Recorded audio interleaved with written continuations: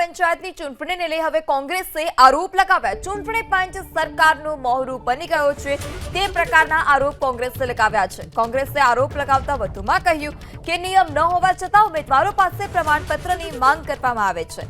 ગામડાઓ સમરસ થાય તે માટે કારસો રચાય છે। ફોર્મ માટે આવકનો દાખલો માંગવામાં આવે છે। પ્રમાણપત્ર ન આપે તો ફોર્મ નથી સ્વીકારતા।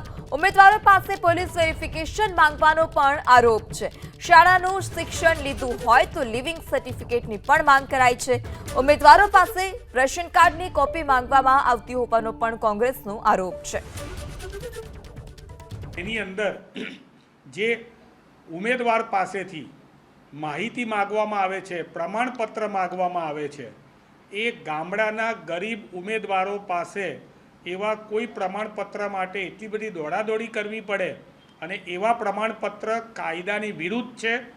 ગામડાની ચૂંટણીઓની અંદર આવા કોઈ પણ પ્રમાણપત્રની જરૂર ના હોય, પરંતુ આવા ઉમેદવારો એ પોતે ફોર્મ ભરી શકે નહીં અને મેક્સિમમ ગામડાઓ સમરસ થાય એનો આડકતરો એક જાતનો કારસો રચવામાં આવ્યો હોય એમ લાગી રહ્યું છે। અને આ સરપંચની ચૂંટણીમાં કોઈ પણ વ્યક્તિ ભાગ લઈ શકે છે, પરંતુ આ વખતે આજે ચૂંટણીનું ફોર્મ સરપંચનું હોય કે પંચાયતનું ફોર્મ હોય, આ ફોર્મની અંદર એવું લખવામાં આવ્યું છે કે આવકનો દાખલો આપવામાં આવે। હકીકતમાં આવકના દાખલાની કોઈ જરૂર નથી હોતી।